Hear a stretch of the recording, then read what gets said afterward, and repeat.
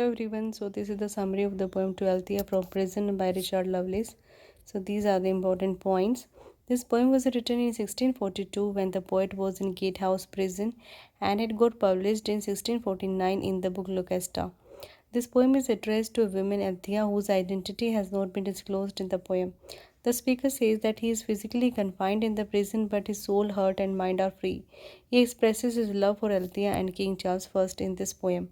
This is the text. When love with unconfined wings hovers within my gates, and my divine Althea brings to whisper at the gates, when I lie tangled in her hair and fettered to her eye, the goats that wanton in the air know no such liberty.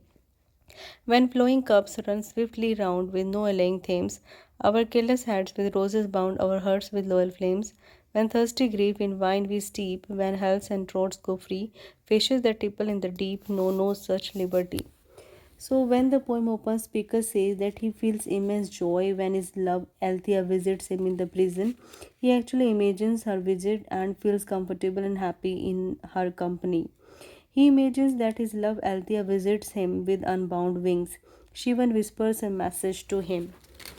Next, he says that he is deeply in love with this lady and he imagines to lie with her tangled up in her hair. Then he imagines as if they are gazing at each other and feel completely free, even more free than a bird.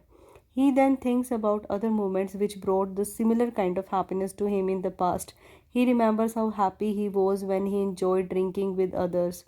At that moment, he felt more free than a fish in the sea. When, like committed linnets, I with shriller throat shall sing the sweetness, mercy, majesty, and glories of my King, when I shall voice aloud how good he is, how great should be, and last winds that curl the flood know no such liberty.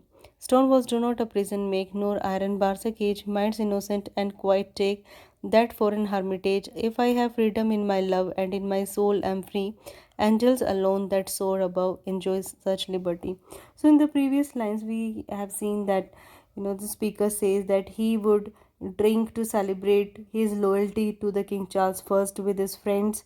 Okay, he and his friends would forget all of their pain and sorrow while drinking wine in each other's company. In the next line, speaker says that like a caged songbird, he sings songs in the praise of the majesty, kindness, and glory of the King Charles I.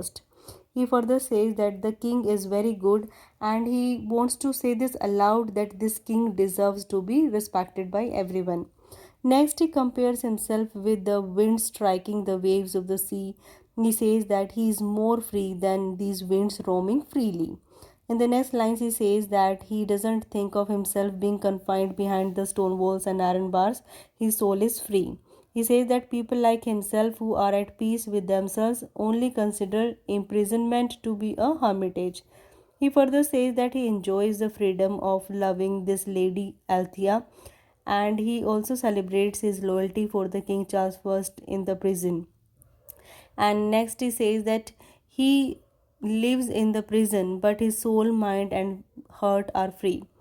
And he compares his freedom with the freedom of the angels. And here the poem ends.